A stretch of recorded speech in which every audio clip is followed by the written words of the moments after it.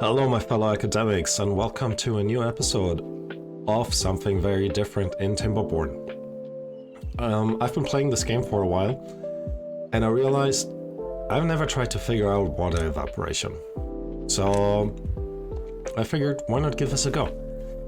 What we're going to do now, and we're in development mode or dev mode, you can access this for those of you who haven't done this before. This is the first time for me as well, so I had to Google it. It's some combination of Alt, Control, Shift and Z, which allows you to place these things immediately. So the first test that we're going to do is we're going to see if a 1x3 depth trench has water evaporating quicker than a 3x1 hole, basically. And the way we're going to check this is we're going to place a stream gauge in both of these. Now the stream gauge is exactly 3 units deep, which is why I picked that level as well. And then we're just going to fill both of these holes up with water to the top, technically a little bit above the top. So this will evaporate, and then we will see if a 3x1 will evaporate quicker than a 1x3, or actually slower. That would be my assumption. If that's the case, then surface area definitely matters. Now, this is processing, so it'll take a while. So in the meantime, I also wanted to check something else out. What if we have the same depth, so both as a 3x1, 1x3. Should have figured out how to say this before I started this. All right, let's say the first number is the depth, the second number is the length, and we're not going in terms of the width for now. So we're going to try this out, but we do have in this update 6 the impermeable floor. So what if we line our trench with the impermeable floor, as well as put a lid on it? So we're just going to put the platforms in here. So one level platform, and then we're going to fill up both with water, both of these trenches. We can see there's water in the platform one as well. So I'm slowly going to fill this up. Now it tipped over, and the first thing I'm going to do is put the impermeable floor on top of the 1x3 as well. In addition, I'm gonna place our gauge in here just so we have a reference level. Okay, so this is test number 2. We have number 1 here, number 2 is here. Now with number 2, we do have the impermeable floors, but in theory the sides actually are still just regular soil. So the water could evaporate, or not evaporate, leak out from there. So the next challenge, the next one that we're going to try is we're going to make it a proper trench, meaning we're taking our levees, and just for simplicity, I should have just picked a 2 explosion, but for simplicity, we're going to completely wrap the surrounding with levees. And I've made this a little bit too big, but overall that's okay. So now this is also a 3x1, 1x3 trench. We're comparing this against the regular one that is just completely set in soil. So let's add some water in here until both is full. Okay, both is full. Going to put the gauges in here as well, and we'll come back to that as well. Now, the last one that we're going to try is actually taking the one with the levees one step further. So this allows us to put the same setup in there as with the one up here. And hopefully this time I didn't overdo it. So let's fill up the bottom with the levees, make the 1x3 trench over here. And then we're going to place our platforms on top and are ready to place our impermeable floor on top. Before we do that, we are going to fill this up.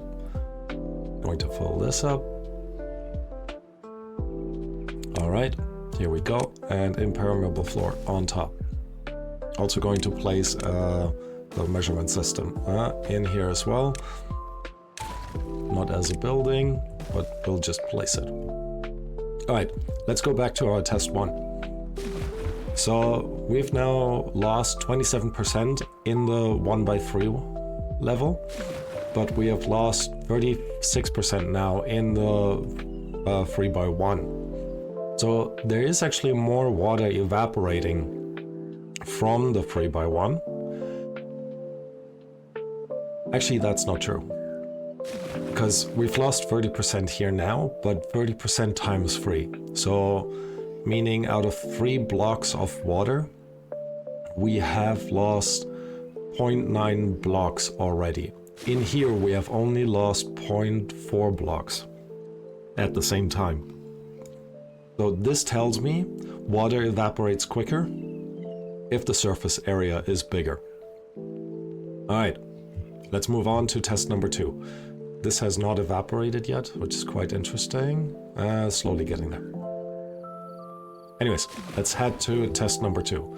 26% gone here. And we are going to measure this by quickly exploding these and putting our measurement system in here now as well. Here we go. Now this is at 0.64 and this is at 0.71. Now that is interesting. It seems like this water here was evaporating faster than this water over here. Not entirely sure why this is the case. So let's try to confirm this. Let's remove this, put a platform on top again, and then we're just going to top them both up until they are full, and they are full. So what I could actually imagine, and we're going to test this first, is that there is actually some usage of the... Nope, there doesn't seem to be a space usage. Quickly pausing the game so I can remove this. We're also now putting in the platform here again, and the impermeable floor. Alright, and we'll come back to test number 2. Quickly checking in on test number 1. We have lost about half of the water in here, and we've only lost 0.6 out of 3 water in the 3x1. So the 3x1 is definitely a better way for storing water. So again, surface area matters. Now what about this? They are exactly the same height in our test 3, which means the ground doesn't actually absorb any water. Now that is quite interesting. Because I was wondering if you needed to put a levee system around your natural water storage to prevent water from seeping through the ground. But this test right here tells me it's all just evaporating into the sky. Alright, next test. We might actually wait a little bit longer over here. Let's spring back to number 2. 10% lost already. And number one I think is now figured out. Number 3 is figured out, so the only question is 2 and 4. Right, I think that will be enough. Point 2 has lost now 0.22 units of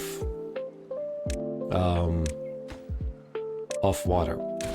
Now we're going to destroy this and see if we could avoid the water evaporation solely by placing it in an enclosed system. 0.65, 0.75. Again, very interesting. Something weird I think is going on with the impermeable floor that actually makes water evaporate faster. And I'm not entirely sure why. Let's double check this here. Now this is at 0.82. So let's destroy this and this. And then put in our measurement system, 0.81, 0.81.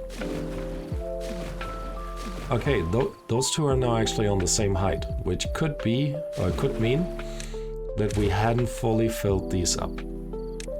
So let's give this another go.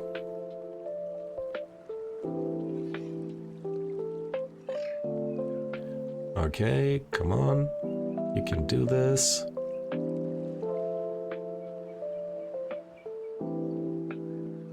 All right. So we're placing the path over here as well.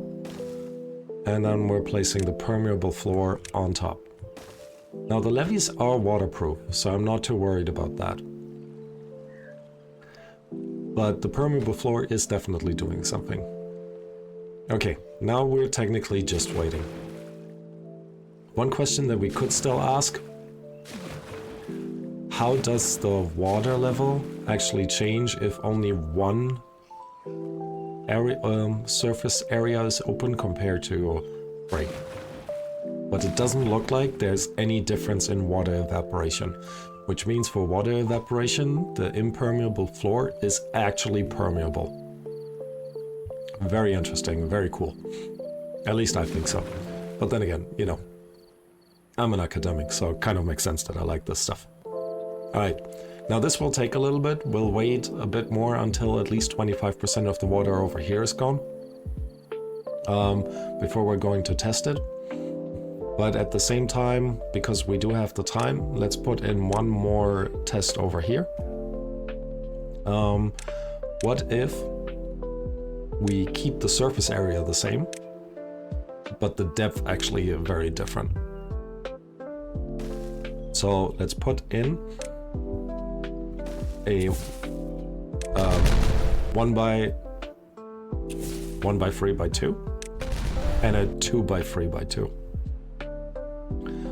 Alright. First thing we're going to do is put our measurement level in, and then we're going to add water.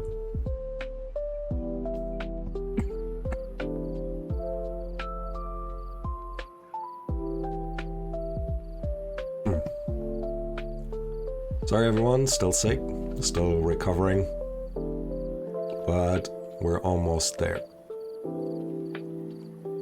Alright. Okay, both of these are full now. 2.3 compared to 1.3. Okay, so this works. Now let's go back to our test number 4. We've lost a good amount of water, 0.6. Let's quickly remove that. Put in our gauge, 0.51. Okay, again, very, very interesting. We seem to be losing more water over here with the levees in there. Now, it could be that the levees are less waterproof. I don't think so, because they're the ones that hold water or put water away and hold off the bad water. But something weird must definitely be going on with the impermeable floor. Anyways, so we've kind of solved this. Impermeable floors is a big no-no when it comes to water storage. Now, let's look at this. They are actually going at the same level. So with this, kind of confirms what we experimented over here. The surface area is actually what matters when it comes to water evaporation, not the depth. That means if you have a chance of having a very shallow lake area, it's not advisable. It's much better to have a hole basically of the same size, which is much deeper, as it will keep the water for longer. Because keep in mind, if we were to create the same amount of water as this one, we would need to put in a, was it a 3 by 2, so a 3 by 4 level. And I should have placed that in properly.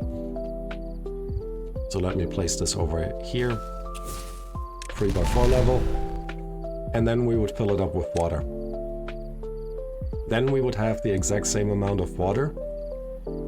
But because the individual surface areas evaporate individually from one another, that means this lake will empty out much faster than this lake. Now I don't think I've filled it fully up. 0.92. Let me actually try to fill it up. Now we're at 0.99. Let's give this a go. But my guess is this will be empty before this one is empty. And I'm not gonna have you sit through this, so I'm gonna time-lapse this. So I'll talk to you in a minute.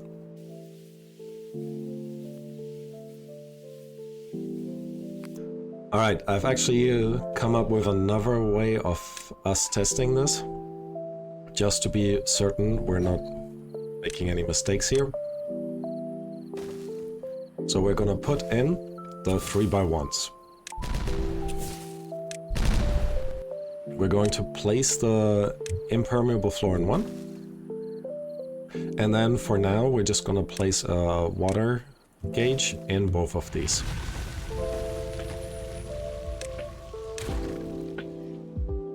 Alright, then we're going to fill both of them up with water.